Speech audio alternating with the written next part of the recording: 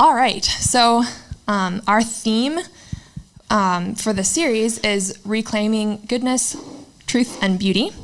And Father Paulinus is going to help us with the topic of reclaiming culture for tonight. So just a few words about Father Paulinus. He's a priest of the Congregation of the Holy Spirit and a theology professor at the University of Notre Dame. He received his initial formation in Nigeria and went on to graduate studies at the University of Toronto, Canada. Father Odozor's scholarly interests include African Christian theology and questions pertaining to inculturation. He also has interests in African history, African literature, African politics, and questions relating to change in contemporary African societies. He's authored or edited 9 books and was appointed by Pope Benedict XVI as expert assistant to the 2009 Synod of Bishops for Africa. So please join me in welcoming Father Paulinus.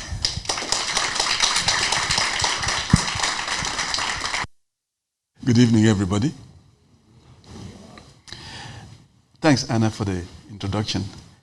I think one of the important calling cards I have, I think, is as a Catholic moral theologian. That was actually my initial training. My doctorate was in, and I still teach a lot of moral theology things, and I write a lot of moral theology stuff. So this is important to me because that is something that has helped me to get into a lot of the kind of questions that our topic today raises. So I have dealt with all of them, a lot of those things in my big and small publications and as a Catholic moral theologian. Anyway, today we are talking, you invite me to talk about something else that has been part of my concerns. That is the question of faith and culture. As an African theologian, I've had a lot to say about matters of inculturation. I will not bother you with that here. In fact, I just discovered last month that there was a raging debate. Some younger African theologians are setting up between me and Benedict Bourgeot, the Congolese theologian, on precisely the question of inculturation. I didn't know that I had become a party leader of sorts. Today, though, talking about reclaiming culture, let me begin the introduction with this. Since the 1970s, successive Nigerian governments have engaged in what has been termed land reclamation in Lagos. Lagos used to be the capital city of Nigeria, but Lagos sits right on the Atlantic Ocean. In this city, pardon my language, but man and nature have constantly jostled for space. Through technology, the human community has been able to move back the ocean frontiers and to create solid grounds on which to build some extremely magnificent structures. Thanks to this effort, we have now what is called, if you go to Lagos, you hear them talk about Lekki Phase 1, Lekki Phase 2, developments. All these are lands claimed from the ocean. And on those lands sit very opulent houses and other playgrounds, especially for the rich and the mighty. We also have an entirely new city, which Nigeria, despite its many woes, hopes would be Africa's equivalent of Dubai and other such cities. The reclamation efforts in Eko, Atlantic City, Ikoyi, and Lekki have not been without problems. Now and again, when it rains very heavily, as it does in Lagos, nature reasserts itself and million-dollar homes get inundated with water. It can be quite a sorry sight when this kind of thing happens. The topic you have asked me to talk about today reminds me in one significant way of the situation in Lagos. It assumes that there is a force much like that of the Atlantic Ocean in Lagos, which would inundate us if unchecked. It also assumes there was a past that is overshadowed or in danger of being swallowed up by present currents. A past which was pristine, a past which we must turn to if only to salvage the present. Seen in this light, there appears to be a tinge of nostalgia in our topic, reclaiming culture.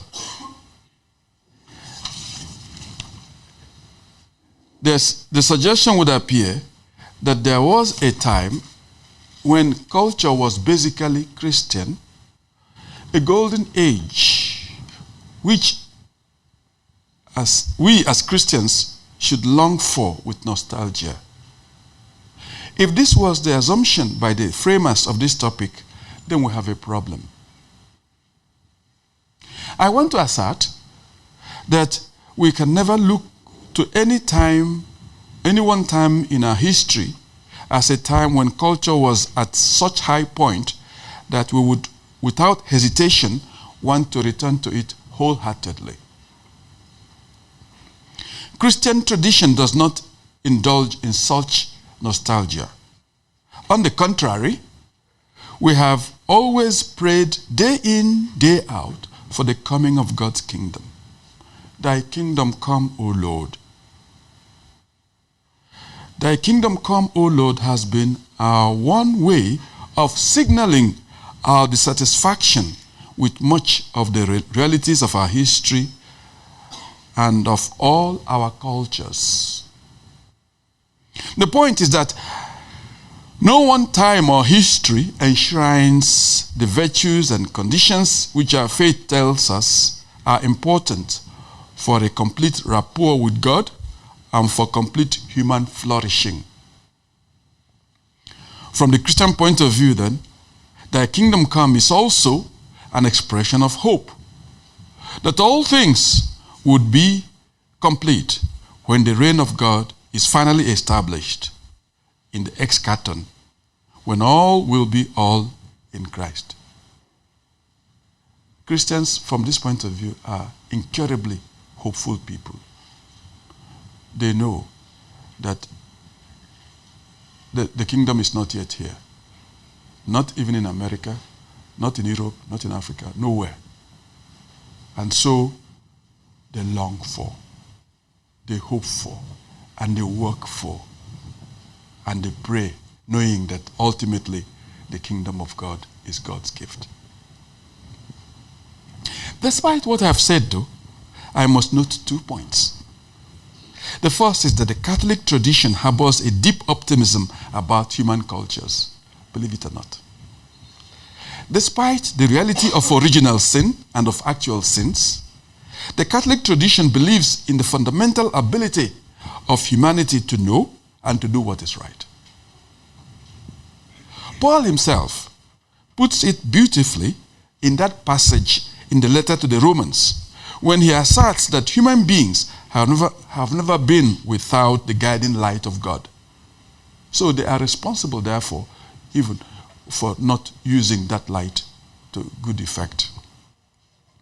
The second point is that our church believes and forcefully asserts what the Second Vatican Council refers to as the autonomy of earthly affairs. See Gaudium et Spes, number 36. That is, it believes in the capacity and the need for human beings and human societies to fashion out a life fit for them in this world without undue interference from religious communities. Let me quote Gaudium et Spes here. By the very nature of creation, material being is endowed with its own stability, truth, and excellence, its own order and laws. These, as the methods proper to every science and technique, must be respected. Consequently, methodological research in all branches of knowledge, provided it is carried out in truly scientific manner and does not overrule moral laws, can never conflict with faith.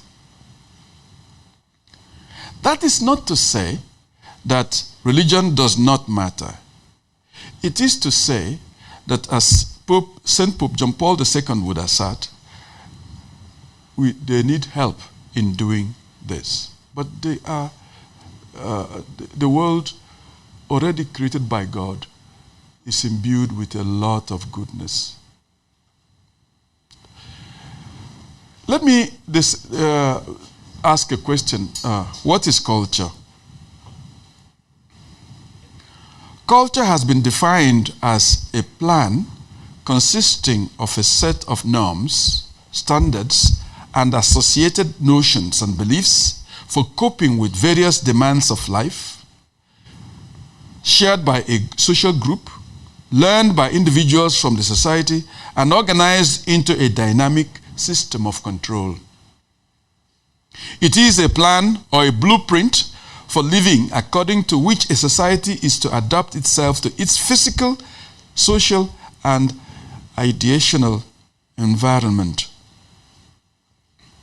Culture is an ideational code underlying behavior. It is a blueprint which undergirds the building. It is not the building itself. Culture is therefore not the actual reality and historical reality as such. Things and events reflect culture. History reflects culture, but culture is not the historical reality itself. As Father Louis Betak, the famous SVD anthropologist, would put it, culture is a society's set of rules for the game of life, not the played out game itself. Culture expresses itself in artifacts, concrete social interrelationships, and observable interactions, and in ritual and magical practices. But these are only expressions of ideas and therefore not culture itself. Another way to put all we have been saying is that although culture is expressed in the way we do things, it is really about why we do things the way we do them. The motivating ideas behind our answers to life, to the opportunities life presents us, and the challenges life throws our way.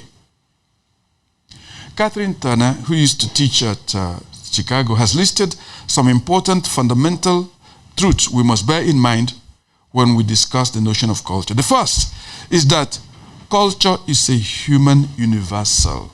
That is to say, all human beings have culture as a defining characteristic of human life. Secondly, cultures are diverse. For although all peoples have culture, they do not have the same one. They do not have the same cultures. There are marked differences in human behavior worldwide. Thirdly, there is even within cultural groups differences between several groups. Thus, one can speak, for example, of a Bavarian culture as a subset of the Germanic culture. There is in this regard as well, for example, a gay culture as opposed to a non-gay culture, an upper-class American culture as distinct from the culture of the lower classes. All of this in spite of the fact that of what one may regard as a dominant American culture which is shared by all. In this case, culture functions as the specific pattern of behaviors which distinguishes any society from all others. Because it is specific to a group, a culture is often considered as the entire way of life of a specific group, comprising the things people have, the things they do, and what they think. Fifth, culture is obviously a human creation. God does not make cultures. Human beings do. This is an important point, an important point for our discussion here tonight. Human beings are responsible for the types of cultures they create. And as Pope St. John Paul II would often remark, it means that human cultures bear the imprint of human beings. And that we are capable of, we are an interesting bunch of creatures, We are capable of leaving the most noble mark on what we touch, but we are also, because we are sinful, we are also capable of leaving not so noble marks, you know what I mean, on what we do, and so on. So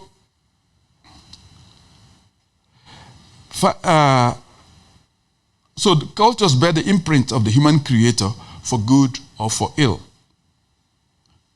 Finally, although individuals are formed by the culture of their societies through socialization, individuals and groups can influence and reshape the cultures of their societies through their activities over a period of time, resulting in the erosion of some previous ways of thinking or doing things, the addition of some new ways of doing or thinking, or the accentuation of some latent but often neglected aspects of being human in a particular society.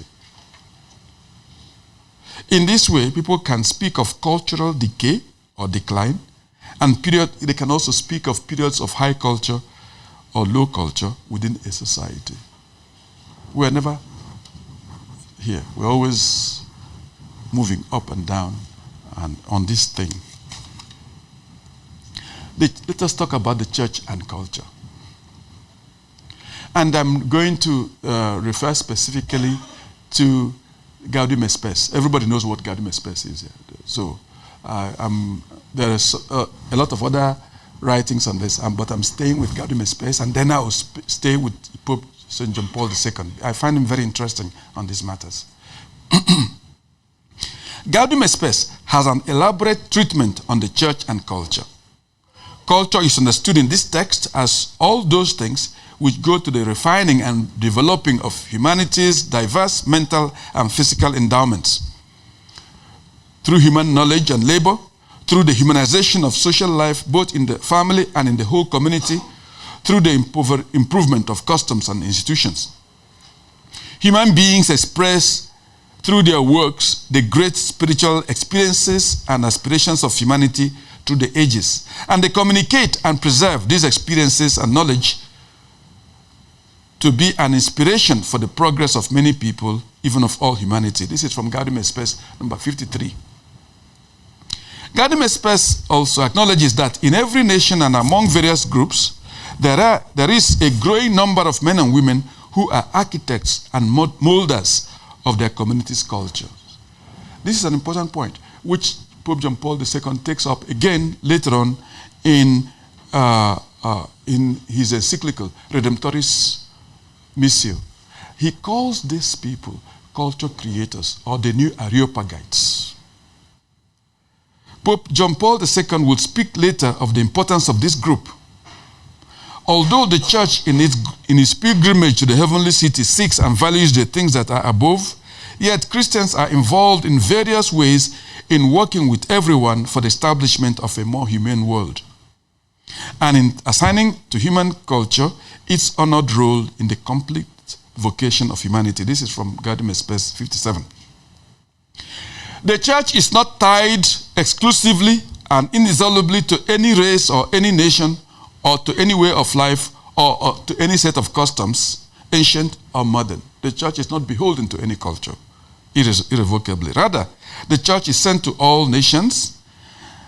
Since culture flows from humanity's rational and social nature, it has continued need of proper freedom of development and the legitimate possibility of autonomy according to its principles.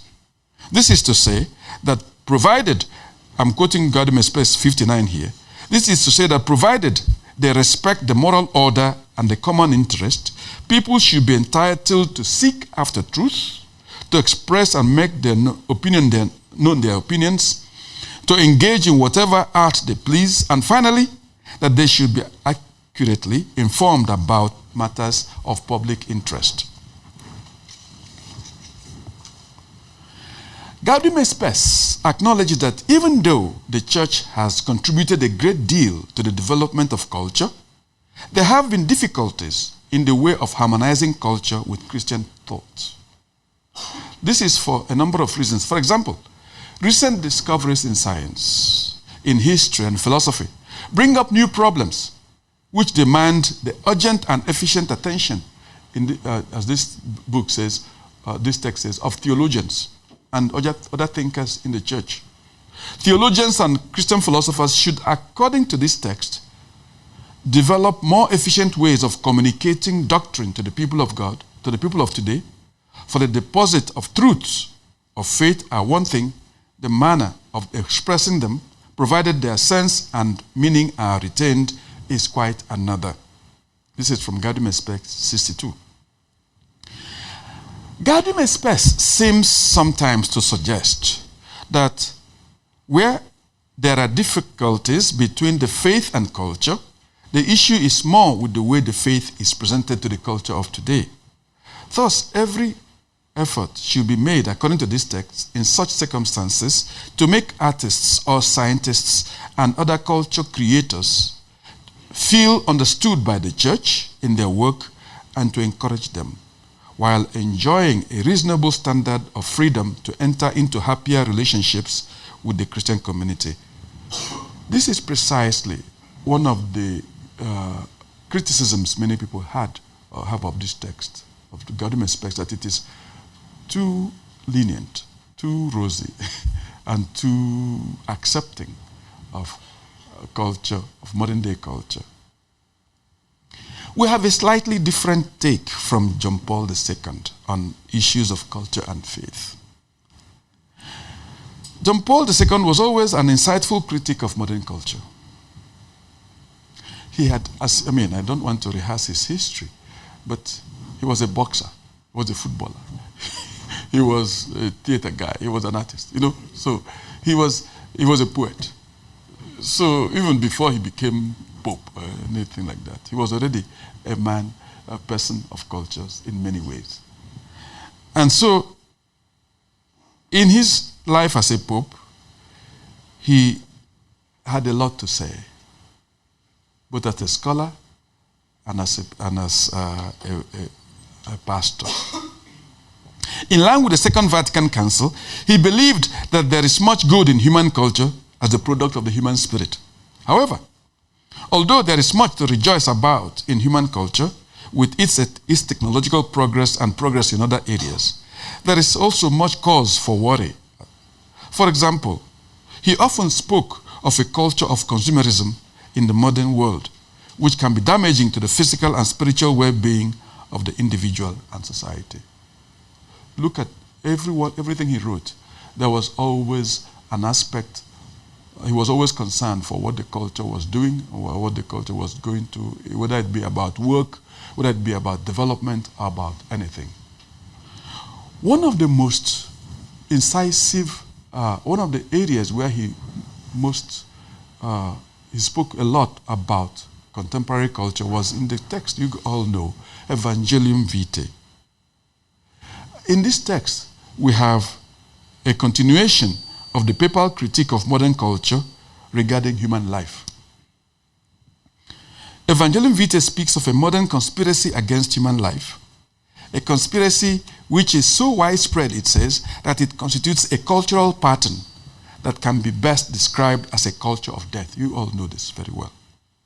The characteristics of this culture, according to John Paul II, are widespread abortion, which is supported with enormous sums of money meant to discover newer and more efficient ways of killing the fetus in the womb without recourse to medical assistance. The perfection of techniques of artificial reproduction, which in fact separates procreation from the fully human context of the conjugal act, leading in turn to the production of the so-called spare embryos, which are destroyed or used for research under the pretext of scientific or medical progress. Another characteristic of this culture is an infanticide which denies basic care to babies born with serious handicaps or illnesses.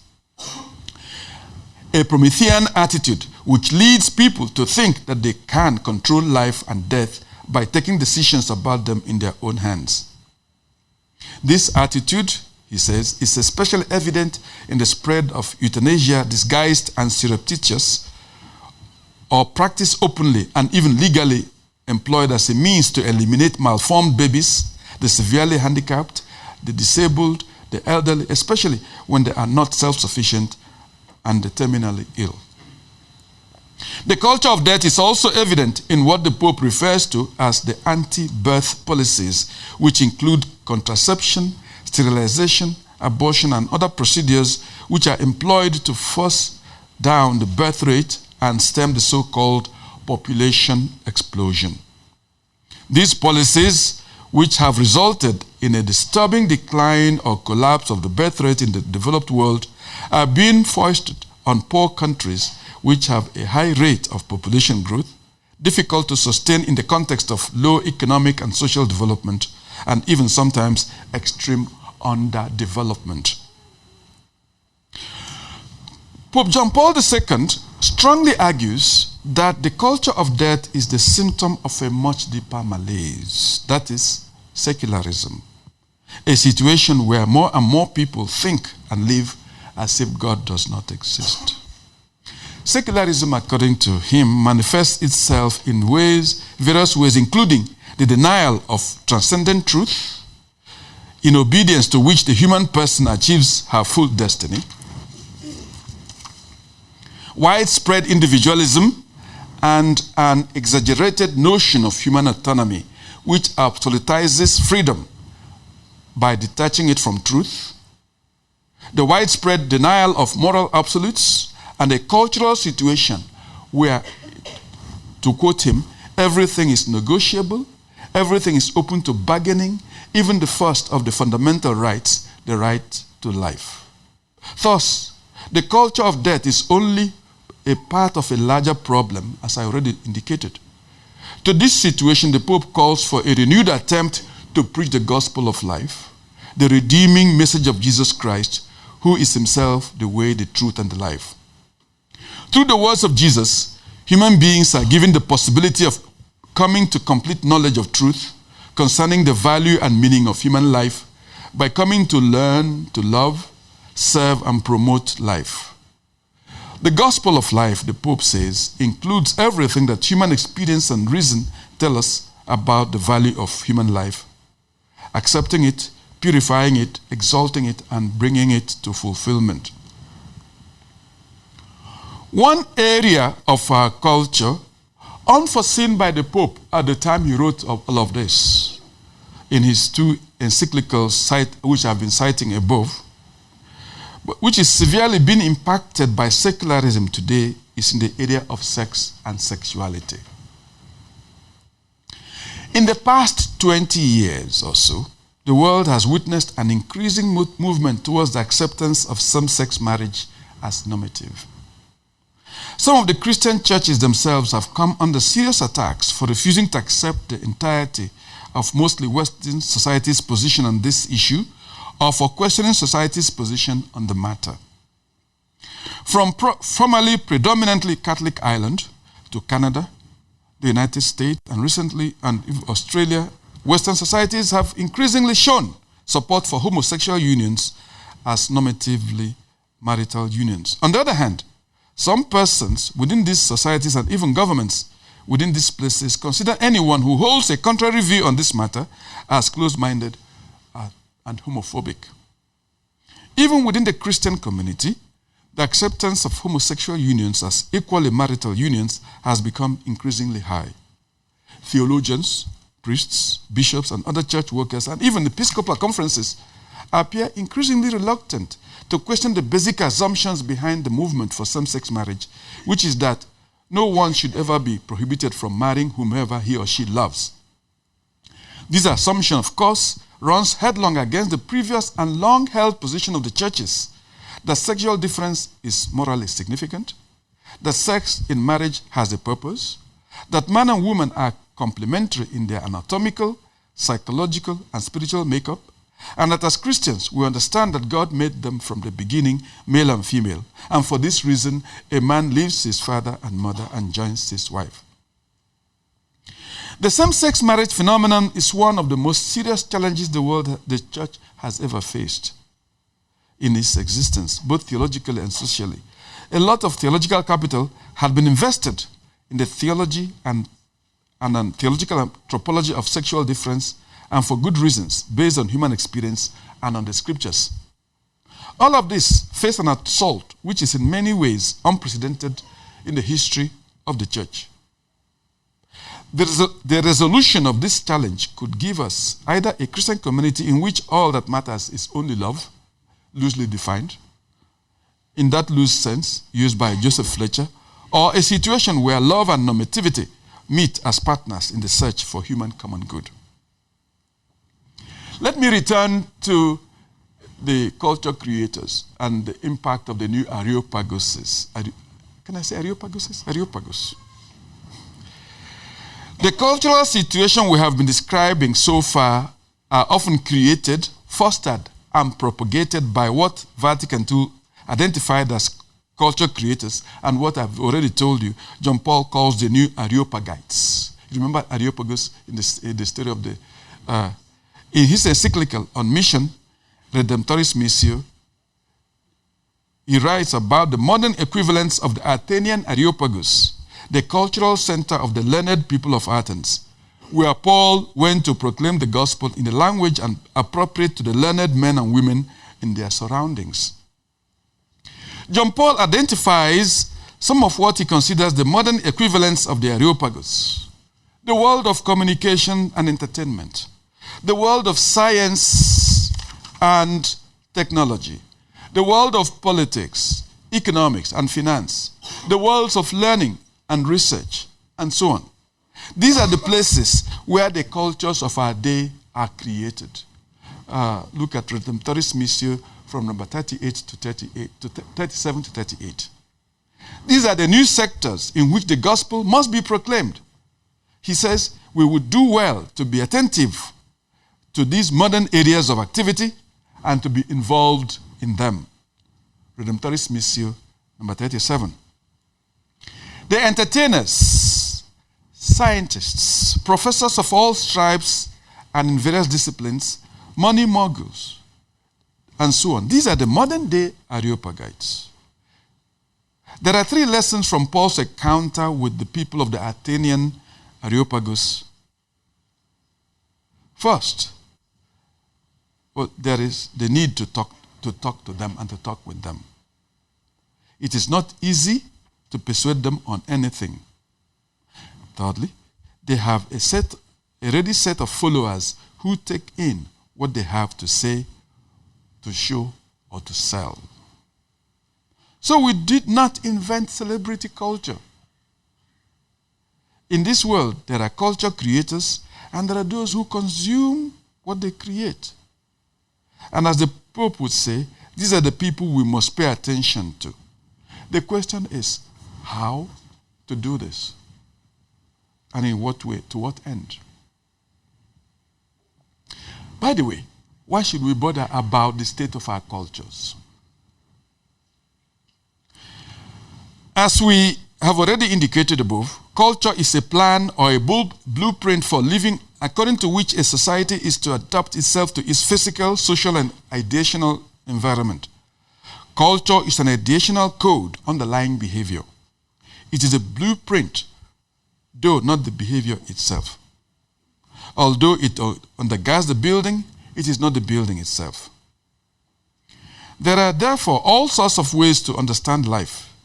In other words, what we do is laden with hidden presuppositions about reality. These presuppositions could be religious or otherwise. But they are the motivational factors which guide our actions. No one speaks from nowhere, as the great Paul Ricoeur would say. The church is a community brought together from the four winds for salvation in Jesus Christ. We have a vision of the world which drives our actions. We believe the world was made by God. We know that all human beings are made by God and that all life from conception to natural death is sacred. Thus, anything which deliberately attacks any human being at any point in his or her life, or which seeks to diminish any human being in any way, is wrong and contrary to the will of the Maker. The Church, in its various ways, has sought to articulate the need for a culture in which all human beings are treated with equal dignity. The social teachings of the Church have been nothing but one persistent call for a culture of life for all persons, everywhere and always. Despite all of this, though, the fact is that our culture is still in need of redemption and will remain so until the Lord comes. The question for us, as I said before, is how we can continue to ensure that our culture is as life-giving as we know it should and could be. So what must we do? In answering the question of what to do as Christians about our current cultural situations, we must avoid giving in to an overly negative assessment of the situation we live in, or to too dark a reading of our age. Something of the attitude of Gaudium et Spes must inform our reading of our times. That is to say, we must learn to appreciate, laud, and support the obvious bright spots in our culture. Through our teaching, practice, and investments, we have helped to build an ethos of justice. We must take credit for the efforts we have made to build a world that is more just, to build a world that has regard for human dignity, non-violence, human interracial harmony, and so on. We have, as a community, really, in that way, to a very large extent, been salt of the earth. Through our teachings on the equality of human beings at creation and the death and resurrection of Christ, which won salvation for all, we have helped build up a culture of life, even in a milieu of death. So, there is much to celebrate and to be happy about, for the grace of God has not been in vain. And despite everything we say we have about the sexual atmosphere of our day, we have also considered this. Without our input, the world would have been much worse in matters of sex and sexuality. Marriage, fidelity to peaceful spouses, also. So it's not been how do I put it? The world has not gone to the devil yet. Christ's grace is still at work. So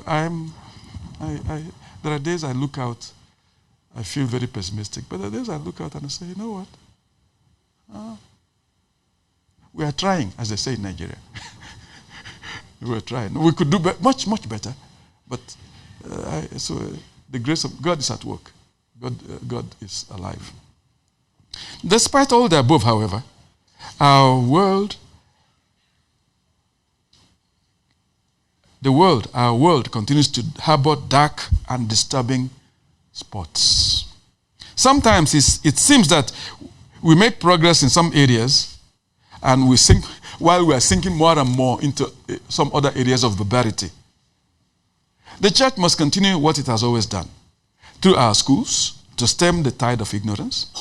Through our hospitals, to push back diseases and infirmities. Through our social actions, to ensure a better deal for the poor and the marginalized. Through our teachings by our magisterium and the church itself, to continue to speak up against injustices and against other forms of immorality and aberrations. At the center of our effort is Jesus Christ, the way, the truth, and the life. Faith in Jesus grounds our vision of reality and provides us the lenses to look at everything there is and everything that happens.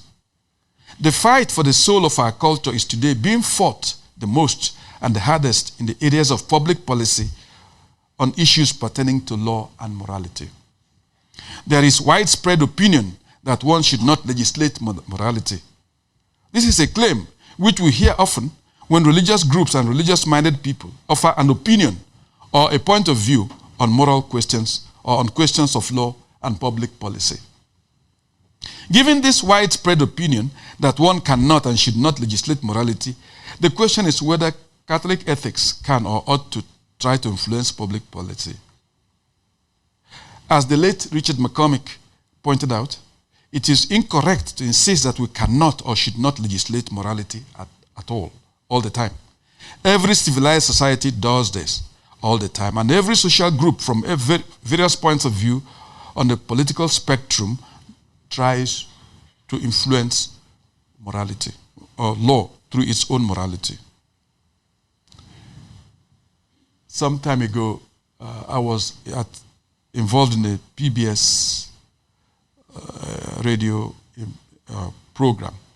And this woman, it was before the legislation on same-sex marriage, and this woman looked at me and said, you know, the problem with people like you is that you are forcing your morals on the rest of us. Oh, I said, the problem with people like you, madam, is that you refuse to acknowledge that you also are speaking on these issues from a point of view. Like no one speaks from nowhere. So the thing about me you must know is that I'm honest enough to tell you where I am coming from on this matter. You are not. You are hiding, and you are pretending, therefore, that you are speaking from God's point of view, from this presuppositionless, objective point of view, and people like me are speaking from a memory tainted with religion and moral, and I'm forcing it on you. No. You too are coming at these public matters from presuppositions about reality, about life, about human sexuality, about marriage. Name your presuppositions. Mine, I'm naming. And I am naming them because even though they are coming from a Christian point of view, they are also presuppositions shared by people who don't have faith, and so on. So this is an important thing. People in this age are pushing religious people. I'm making them, how do I put it? Are pushing them to the corner, trying to push them to the corner because they presuppose that religion is something shared by low lives, by those who cannot think, and by people who who have no reason or the ability to argue or make cogent points.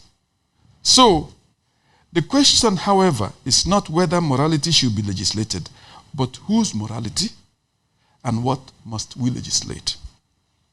Although, what is good public policy depends to some extent on morality, which implies a relationship between the two, one must also be aware that, of course, morality and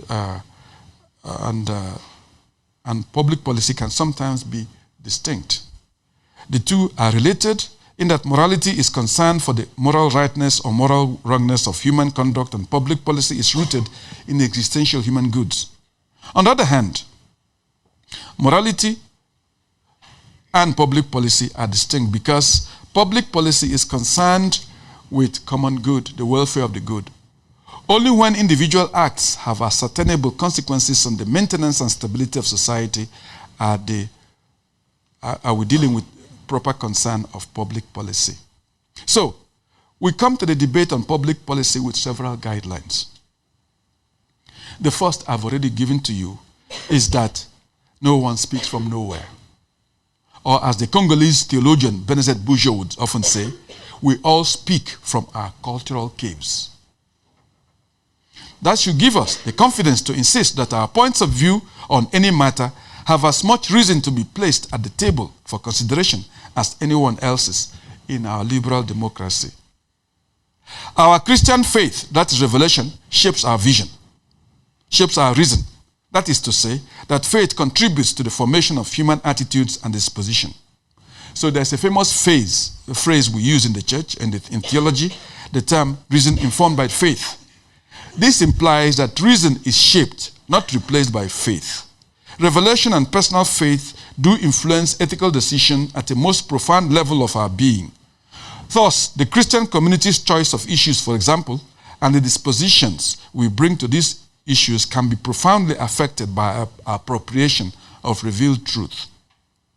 Therefore, central to any Christian construal of culture and what is right or wrong is the story of Jesus.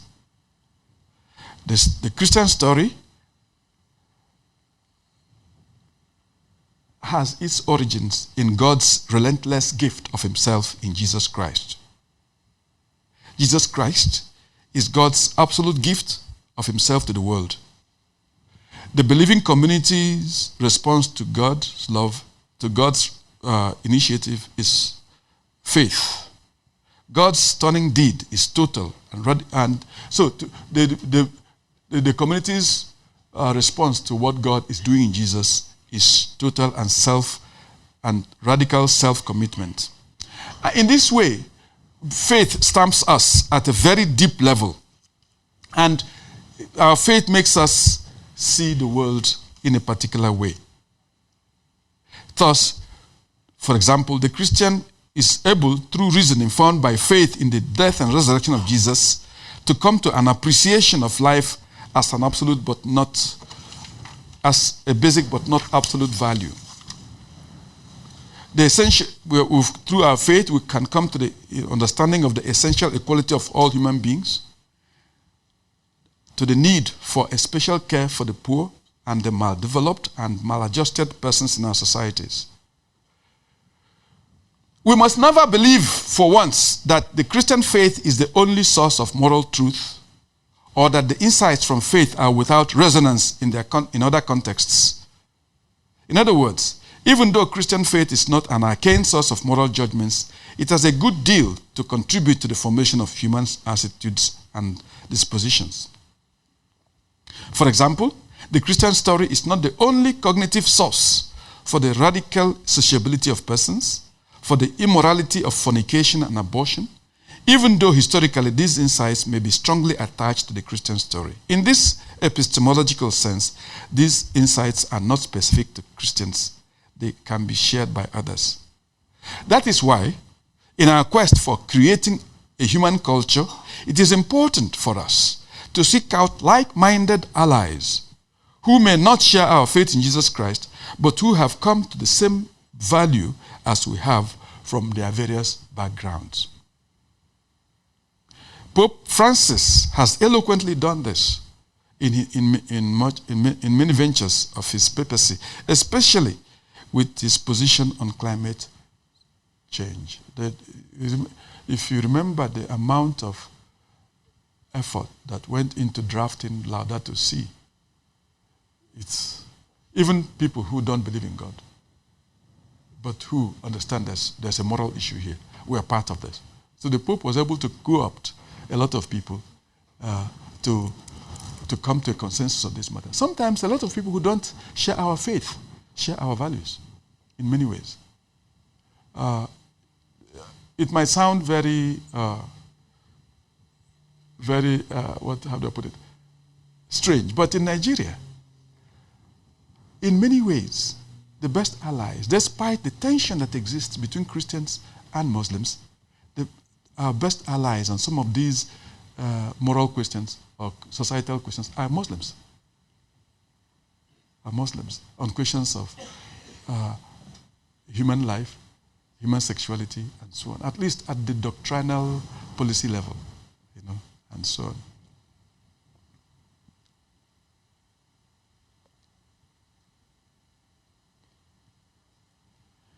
The search for a morally sound culture is a search for a more humane world. In the search, therefore, for what it means to be human, we must learn to foster relationships with the new Areopagites I have mentioned above, the men and women who are the culture creators of our day. Hollywood, our universities, our research centers, our politicians, our bankers, our finance people. We must learn to talk to them. We must learn to be with them where they are. That means we must know what they know, sometimes even better, and we must be able to discuss with them with confidence. One of the great things about Benedict XVI is that a lot of the secular-minded people in Europe respected him because they know he knows what they know.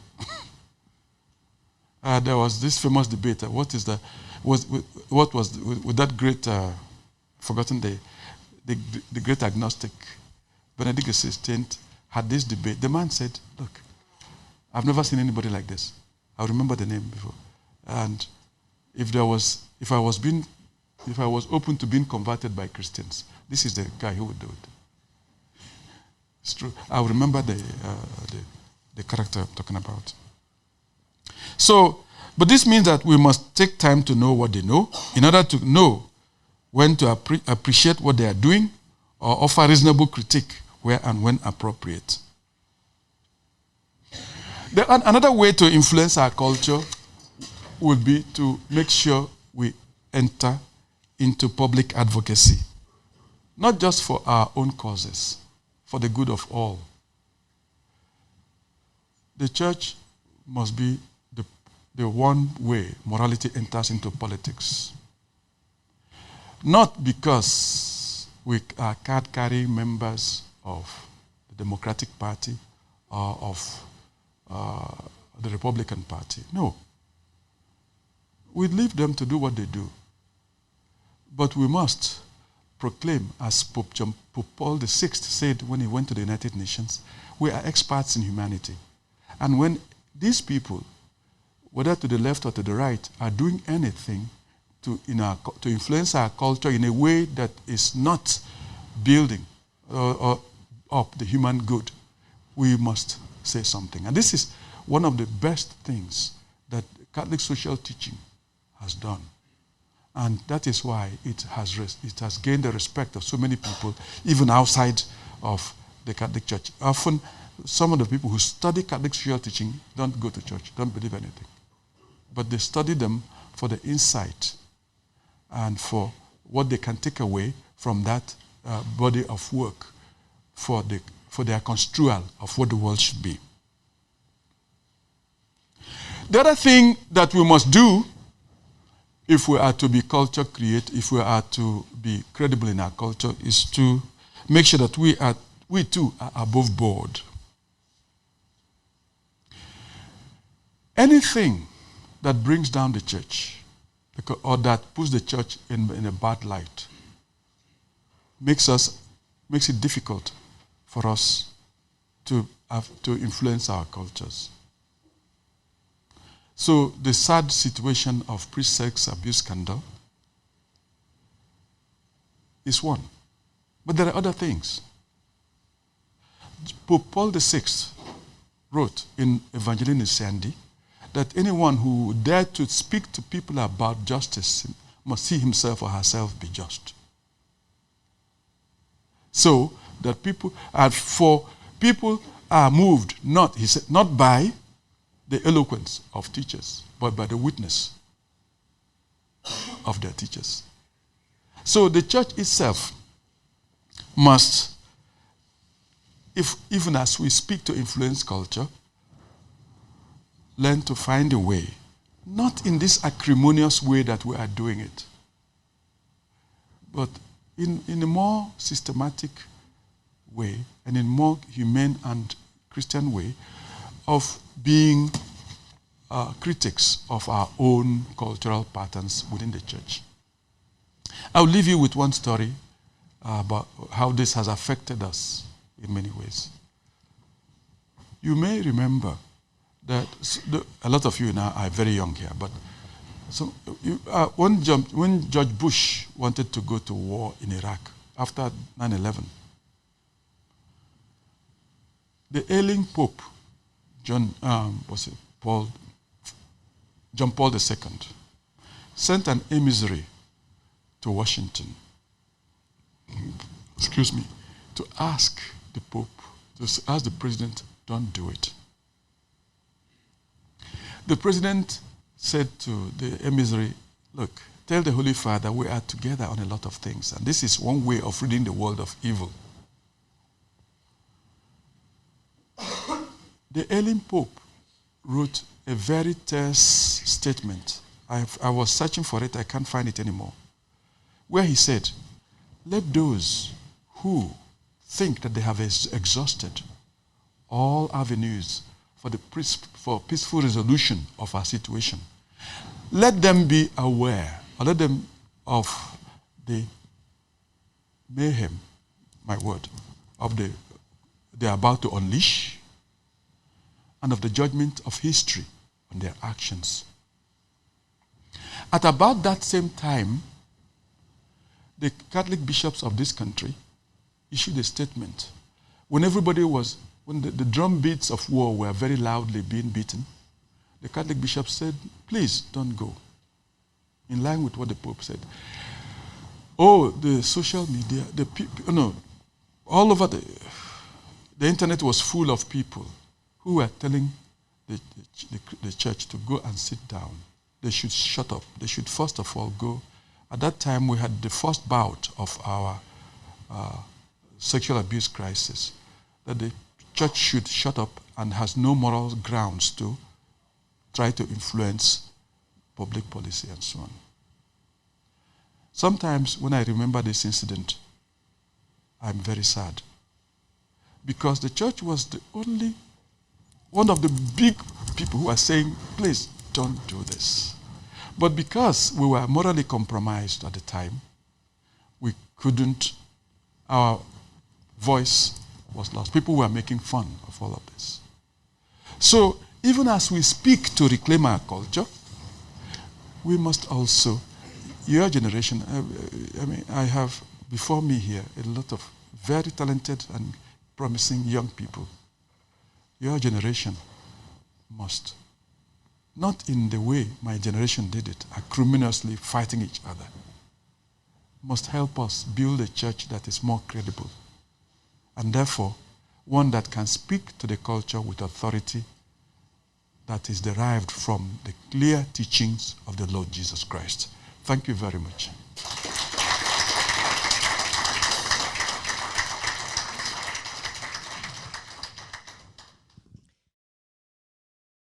Father, thank you very much. You mentioned briefly that places like universities and have to be these areopagites and culture leaders to culture at large. My question, I guess, is what does that mean when the rubber actually hits the road?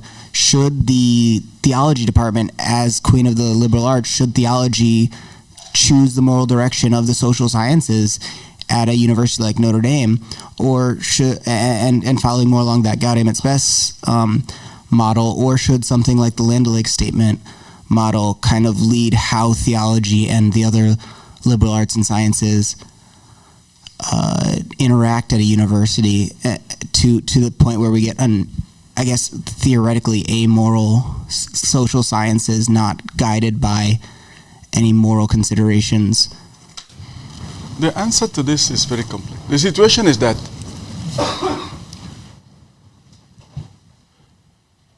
our theology departments today and everywhere are struggling sometimes to make their voices heard for a number of reasons.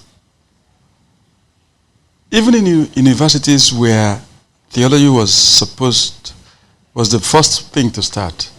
Okay, I gave you an example. When I was a student in Toronto, Trinity College, if you go to Toronto, was the first college founded there. And from there, the University of Toronto grew. When I was a graduate student, a lot of people began to question the very existence of a divinity school in Trinity College. And they wanted these people out. What are these guys doing here? So they had to struggle and struggle and struggle, even for funds. The same thing is happening everywhere. We are lucky that at a place like Notre Dame, we still have the founding ethos, the founding religious communities of those of you who know these things know what the debate on the core curriculum looked like. But the other aspect to this question is that, in fact, we are lucky at Notre Dame still to have people, whether they are in the social sciences or in aerospace engineering, who still believe in something and who try to make their belief count in whatever area they are. And so it is not just theology supplying. Theology alone cannot carry the weight of creating a Catholic culture or Christian culture in a Catholic university. People in economics, people in philosophy, people in all sorts of social sciences have to be, or even in the hard sciences, have to be part of it. And we are lucky also at Notre Dame that some of the best people we have in these matters, in addition to what we have in theology, also come from these other diverse areas. And so that is an important thing that Notre Dame still has going for it. Another thing that Notre Dame has going for it is that, you see, even the theology department at Notre Dame is large enough. It's bigger than many divinity schools. You know that. But we are still a department in the College of Arts and Letters. That is a stroke of genius, and I don't know how long that will last. Because there are some people who would want who want the theology department to be a divinity school. Give them all the money they want. Put them aside somewhere and let them just do their own things. But what we have at Notre Dame and in BC, some of these Catholic universities still, is that the theology department is within, say in our own case, the College of Arts and Letters. That is important because we can then have interactions, have influence, and have in other areas of the university, and have our students come to theology, take courses, even agnostics, even people who don't believe anything and so on. So I don't know whether I have answered a bit of your question, but the struggle for to make the Catholic University an important element of the Areopagus, a Christian Areopagus, so to speak, is ongoing, and it's very difficult in this day and age. But people at Notre Dame and in some of these other colleges are showing that it is possible. How it is possible can change.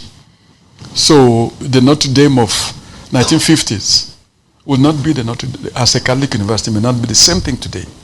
But people are struggling to make sure that still faith counts, faith is relevant, and in what ways they have to determine this day by day. Thank you, by the way.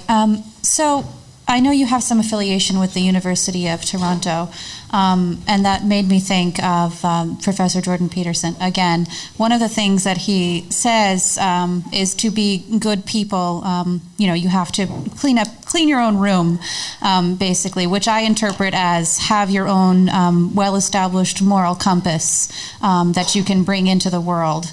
When you were talking about the need to evangelize in different cultural bubbles as they appear, do you, I guess my question is, what do you think that we can do to education to help build good citizens with good moral compasses who can, I guess, infiltrate or be insurgents in the culture war for different sorts of cultural linguistic bubbles, which is what would be required to win? You already have answers. You've already answered the question. Education. We must not leave that sector. We must invest in it. That is why it is important to raise money to make sure that anybody who wants to can come and not be deterred by the exorbitant cost of giving a Catholic education. A Catholic education is not a luxury. In fact, without Catholic education of some sort, we have a problem. So it pains my heart when parents complain that it is very expensive to send their kids to Catholic schools. So if I had the way, if I was independently wealthy, I would give a lot of my money to endowing Catholic schools and Catholic education at various levels. So that with the view to making sure that anybody who can go. That is one way we can continue to, people like you, just see what's happening. How many young people like you would come in an evening like this and spend their time after school or after work and so on to come and listen to some of these things we're talking about here? This is all part of Catholic education. And so even if it is just one person, 2 people, 3 people we get, it's not nothing. So education, I think, is the key to a lot of this. It's not the only key, formal education, but it's important. I'm going to piggyback off that question. I am a Catholic school teacher here in the diocese. Okay.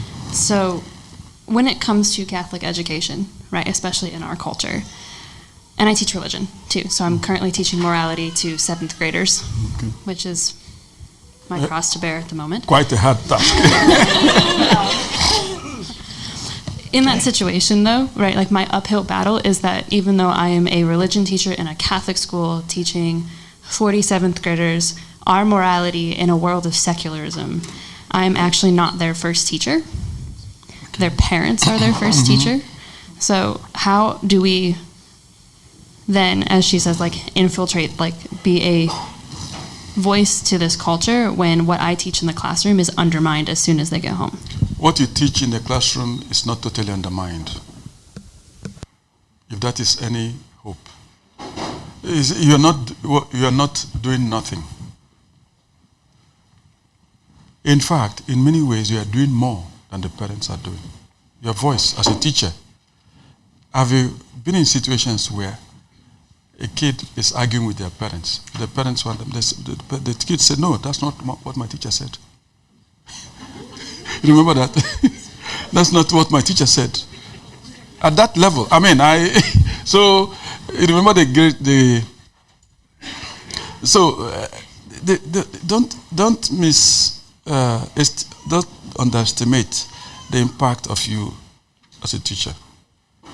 So I would only say, do the best you can to teach your children well, and leave that. I can tell you there's a parallel aspect to this. As a priest, I've seen, there are days I come to church ill-prepared with my homily. I'll preach a homily I thought got nowhere. Somebody runs into you and said, "Father, remember that homily you preached the other day?" I said, "Which? What?" I said, "What?" "Oh, Father, you touched me. You touched my..." Okay, I said, okay. So I sit down there and I watch. But then I realized very early as a young priest that I should sit down and go at least through these readings and try to make sense of them and come out and talk to people about them in the way it strikes me. Some days I wax eloquent. You meet me and you say, "This is the greatest preacher." Some days you hear me and say, "Who is this?" But what I must never do is take for granted that nothing is happening. So I do the best I can to say something about the text before me and leave the rest to God. And I can tell you, I'm 35 years ordained as a priest on the 28th of this month, of April. I can tell you, this has been some of the most gratifying moments of my life as a priest and as a teacher. Somebody's meeting you somewhere. You never knew this person was in church. You never knew this person. You never don't even remember what you said. But you said something, and this person says, "Wow, this priest is great." And when I meet people like that, I say, So, I mean, do the best you can. You understand what I mean? Do the best you can. Prepare your lessons, teach your children, and leave the rest to the Spirit of God, who works. It may be 70, it may be 50 years later. Be surprised. It may be somewhere, in ways you never know. The most subversive occupation in this world is teaching. And you are the most subversive character teaching these 7th grade people. So we will hold you responsible for a lot of the things they'll be doing in the future.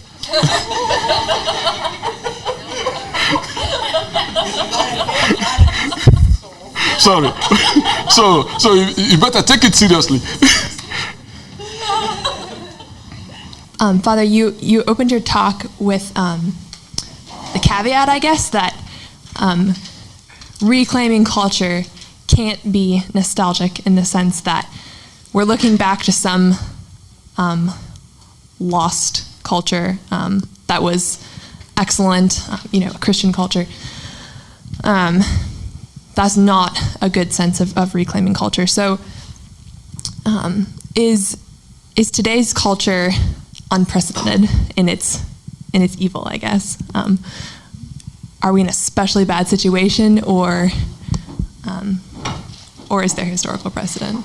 Thank you. We were discussing this privately, and I asked her to bring this up because there's a temptation always to think that a lot of the things that are happening never happened before. Let's begin with the fact, in the church, I hear people say the church is in crisis. Oh, the church is in crisis. And I said, you guys, what are you talking about? When is the church never in crisis? When was the church in crisis? It's true. And I'm not, from the very beginning of the church, from the question of membership, who is a Christian? How do you become a Christian? To the question of the very nature of Jesus Christ himself. Is he really man, or is he really God? Is he truly both of them? And to what measure? To the question of the missions. All of that. When is the church not in crisis? We have lived from one crisis to the other. Because the faith Jesus Christ gave us is one thing. Making it come alive in our various cultural contexts is another. And it is not an easy task. And there have been various and varied opinions about this. So I look back. We've seen this before. Even the scandals, we've seen that before. I'm not saying therefore that we should therefore rejoice. I'm simply saying that we must take a long historical view of this. Some people say, these priests have done what we are leaving the church for the said. I said, you never really belong to the church if you are leaving the church because some priest did that and that and that. What about all the lay people also who have scandalized us? What about the church? The miracle is that our faith survived despite all of this. We would have killed the faith if it was just a human thing. Second point to the question you were asking is necessary. Remember that the church was born in a context. If this community wasn't as mixed as it was, I would have said something. But I can say it in a context that was as shitty as our own. Sorry. Or more so. Sometimes. What did we not see? Just today in my class, my MDiv class, we were talking about the situation in the Corinthian Church, the moral situation. Paul suffered a lot for what he was saying. Are you guys crazy? If I come there, I will deal with There were all sorts of things, challenges from the very beginning. Don't you know who you are? Don't you know that you're a new creation? God has made you. You know that. Such things must never be heard about you or among you. The church was born in a situation where we didn't invent the discussion on homosexuality, The context of the church in early Roman church, in the early Roman periods and so on, in the church was quite serious. And name anything. Seen that, been there, done that. So, our world, if you look at our history, popes have done terrible things, bishops have done terrible things, lay people have done despicable things. Priests, everybody. And yet, we also have had our saints and our martyrs and our holy women and men. Do you understand? So, take it. One of the problems in our age is that we're not historically conscious in the real sense. We don't take a long view of this.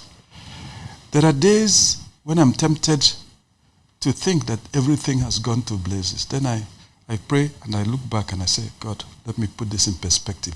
That despite all of these things, your holy hand, your guiding hand is still there, guiding us to your kind purposes. I don't know where you are leading us to. Well, I know you are leading us back to you, but we must go through rough patches and so on.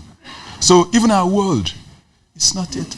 You know, our own world today has a lot of things to commend it, despite a lot of the things that we found out.